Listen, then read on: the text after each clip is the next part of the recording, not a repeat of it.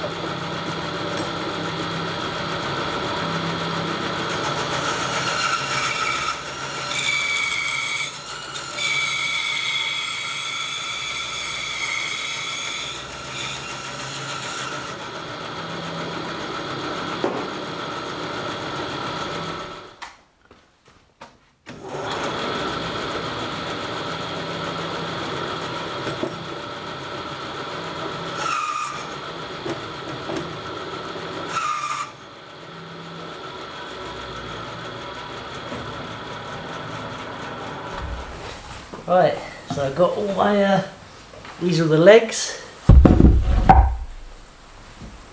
So they're all cut now. I'm doing them in batches, so if I make a mistake, I make it on all of them, unfortunately. But I think we're going to be alright, so they will look right. Anyway, that one's a bit manky, that side. That side, there we go. 6 legs. Right, let's do the cross members. Not very clear on that one, so we go nice and deep.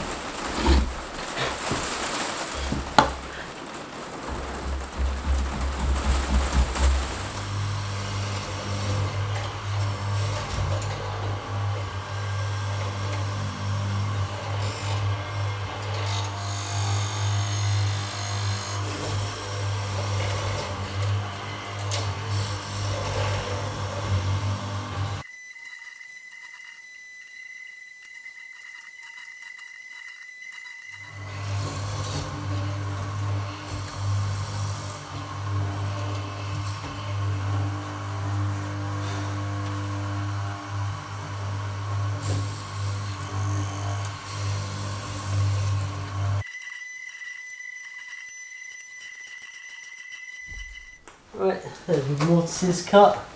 Not sure if I showed in the video, but I drilled the holes for the pegs before doing the mortises.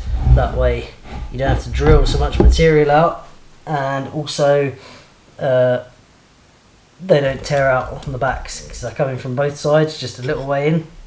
Mark them out, coming from both sides just a little way in, and then chip out the bit in the middle. It's easier to get them to line up straight if you don't have all the special tools. First thing I'm going to do, knock all the corners off, because they will stop it going down into the mortise easily and just get in a way. But also, as I flatten this off, they'll want to chip off. If I take these off, I can go right off the end. It makes it easier. Grain direction. Don't want to come too much into here because that's where the edge of our mortise is. If we just get them off like that. Right, let's give this a try. Should go in there like that. Little wiggle. Not too tight, not too loose. Perfect. Looks good. A tiny little gap there, but that's because this bit of wood's got a bit of a saw mark in it. That's alright.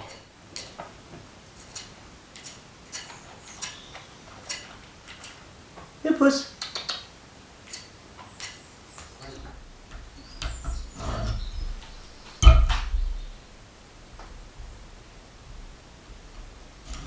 Still keeping this mortise gauge set the whole time to the same setting.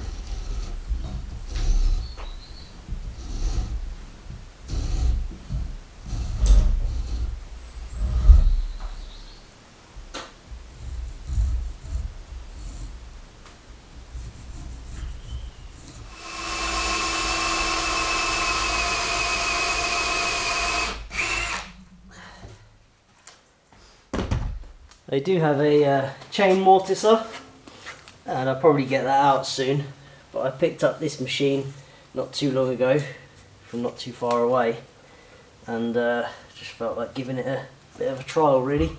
Put it through its paces, working great. Little Cedric machine, quite old but you know, really nice. So yeah, it's could do with a bigger bit for it for stuff like this, but working great.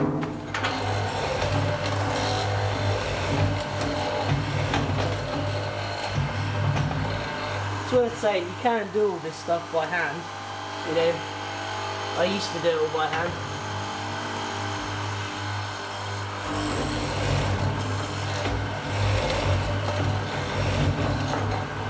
Harder on the old elbows though.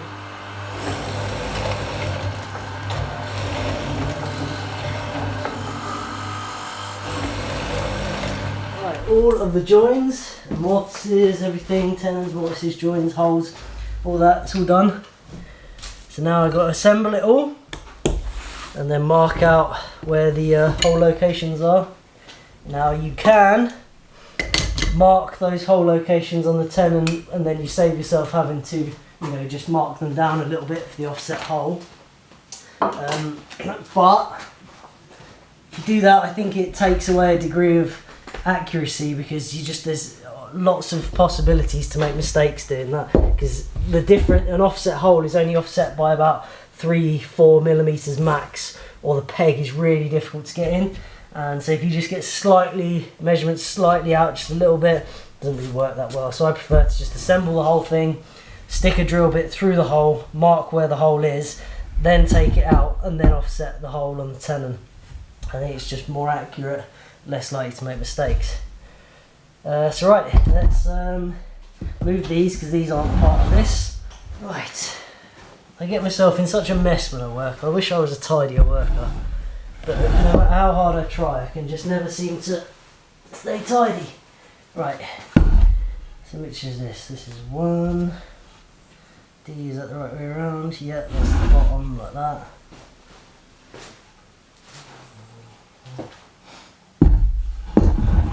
Marked from the same direction, so there we go, like that.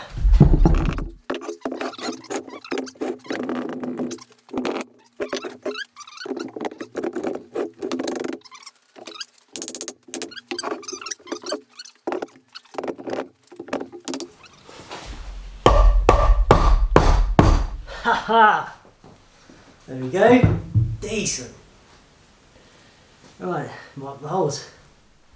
Right, now to mark these out, make sure the shoulders are tight to each other. Drill in reverse. It's not ideal because I've got no point on my auger because it broke off, didn't it? But it works still. Drill in reverse. And just run that. That's going to leave a mark on that tenon for us to drill through.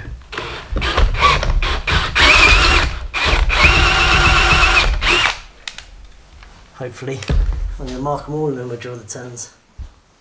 Right, let's get this assembled.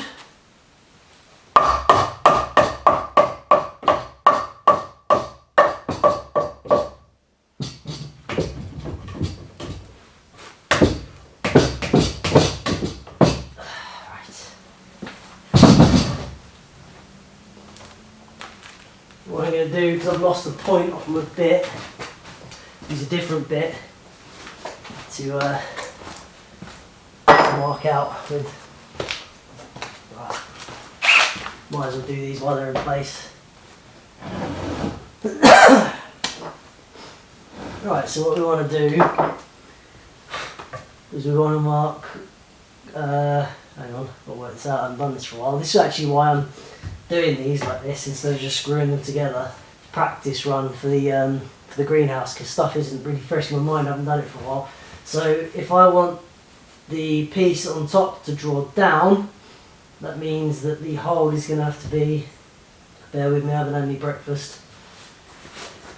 Hang on, for some reason I can't figure it out, it's because I'm hungry. So if that's there like that, that hole needs to be down, closer to the shoulder.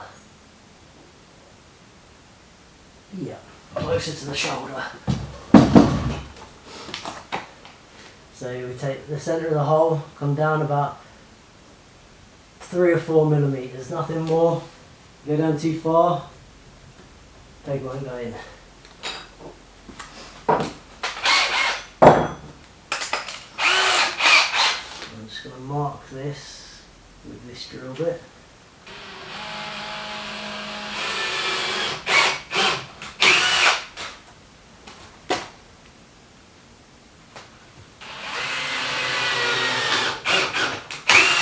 We'll use that hole as the guide then.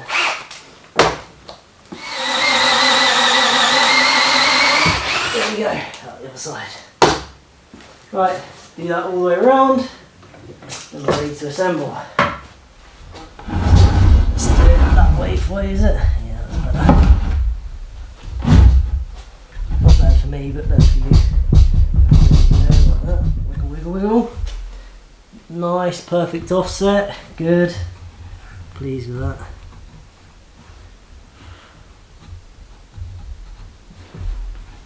Yeah, good. This one goes, where does it go? That arrow goes there, that's it, like that.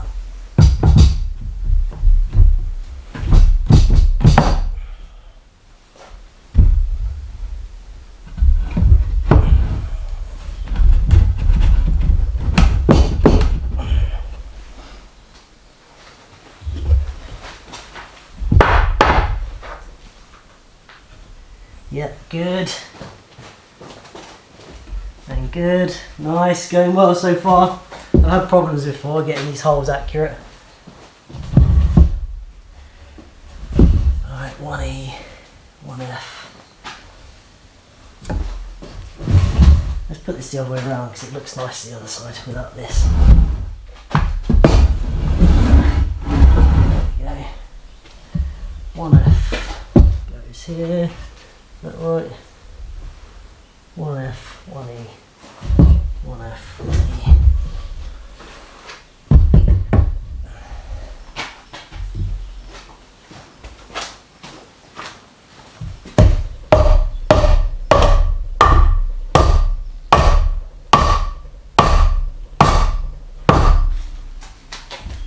Right, the pegs will do the rest. Let's get some pegs, the ones we made recently. Right, there's peg. I've set you up on opposite bench so I can whack these and it doesn't vibrate too much, hopefully.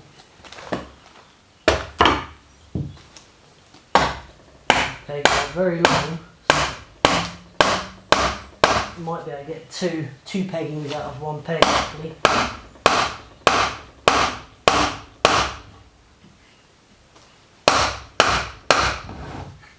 Okay, that's always pegged lovely. Don't want these too far out really. Traditionally you leave these quite long so you can tighten up the joints, but it's not going to be a problem with this.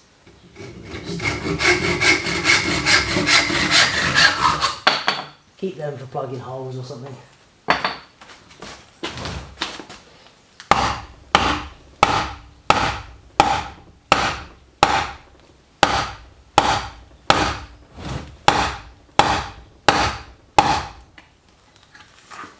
Nice.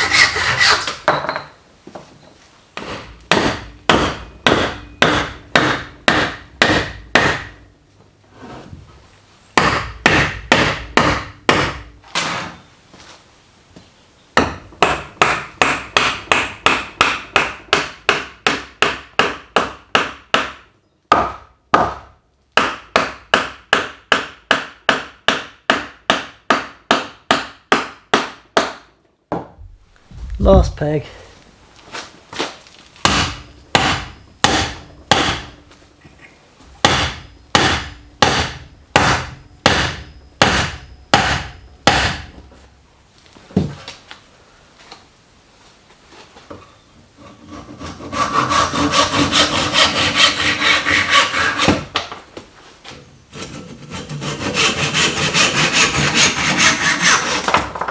So if these are up in the air, whatever, you know, in a stable position, I'd leave these long, but I don't want to catch my feet on them and whatever else. There she is.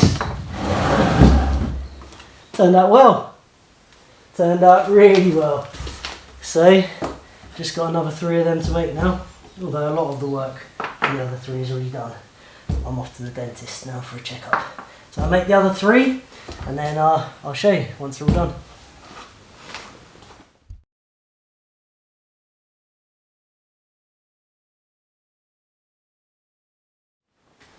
Number 2, not quite as good condition this one, just because the wood's a bit crustier, but it is using up scraps, so yeah, doesn't matter. It looks good, doesn't it? One more to do. Done quite a bit of the joinery on the last one anyway. Yeah, coming along nice. Right, just gonna plug that hole.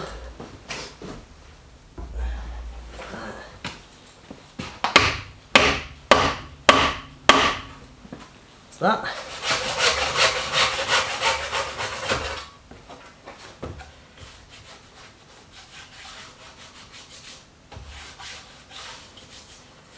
Yeah.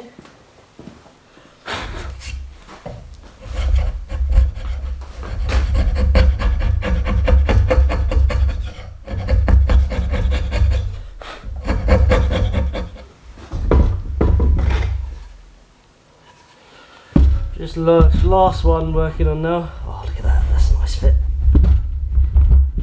Haha, that is beautiful. Look at that.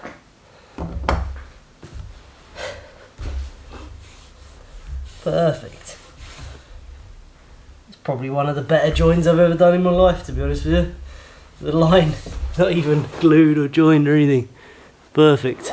It's this wood, it's working really nicely. Yeah.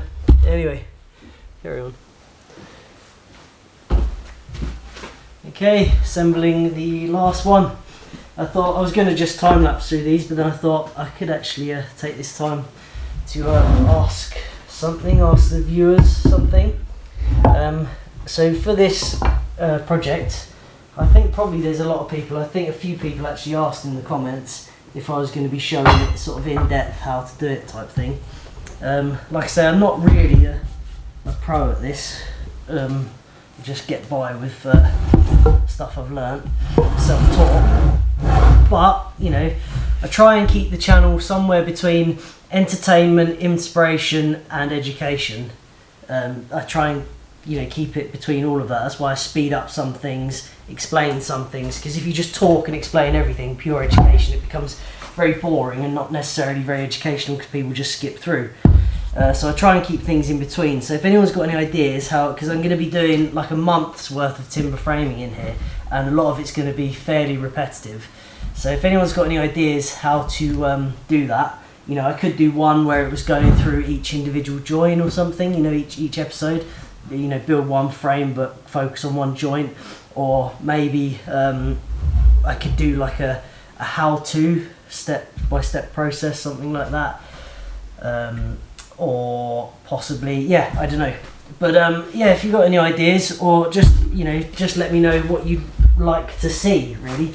You know, if you like just the sped up, you know, like an extreme version would be like Colin Furze type style, I suppose. You know, just a little bit of talking at the start and then almost a montage of work and then show the finished product. Or do you want talking and education and how to and all that kind of stuff? Or do you want, you know, like step-by-step follow along type series? Yeah, basically, just let me know. 3A, that goes in there. That. Hopefully you're not wiggling around too much. I might move you actually, because otherwise you are going to wiggle about. So there we go. Yeah, so I'll probably do like 4 videos of it. It's 4 main frames.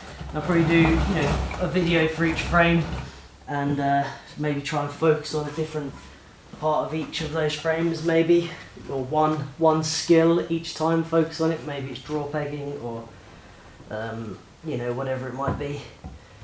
One video of mortise and tenoning, and one video of draw pegging, and you know, it's hard to say, you know, what to do there. Not right, that's the wrong way around. This is a bit skanky bits of wood, this as well, this one. But, you know, it used up, I cut these bits off, you know, I didn't use them anywhere else because of the fact that they're a bit skanky, so. Is that right now? No, it's not right. What's going on? 3D, 3C, 3D, 3C, it's that way. There we go. Right.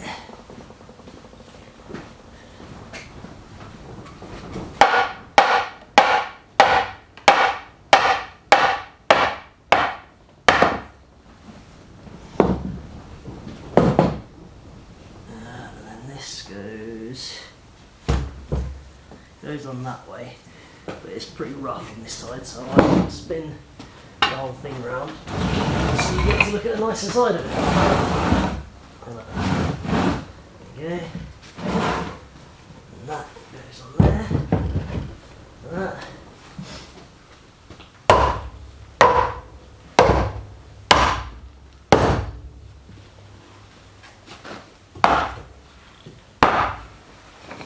Still see? Yeah, just about. Let's get you a little bit straighter up in frame.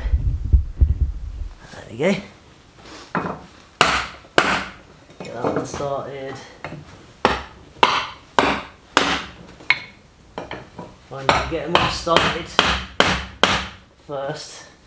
Just pulls everything together a bit before you get them hammer through.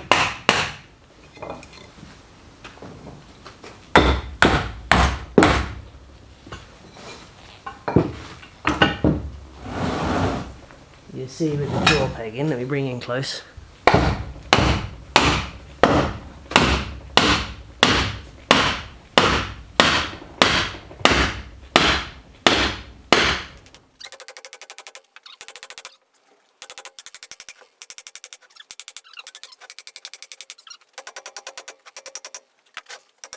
Just sort out those two little holes there.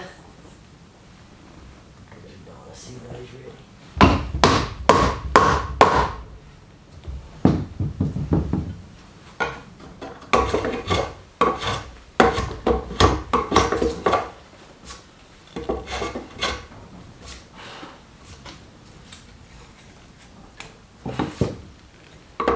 And there we go, all done. So 3 timber framed sawhorses, sort of Japanese style I suppose, sort of Japanese themed look. I think they turned out looking great, and it was all made from offcuts, that's why they're a bit skanky bits. But yeah, really pleased with it, and they're going to be perfect for building the greenhouse frame. They're mostly going to be stands rather than sawhorses. I'll be doing most of the work on the bench. That will just be propping up the frame as I put it all together. Okay, that's going to be the end of the video. Hope you enjoyed it, and thanks for watching.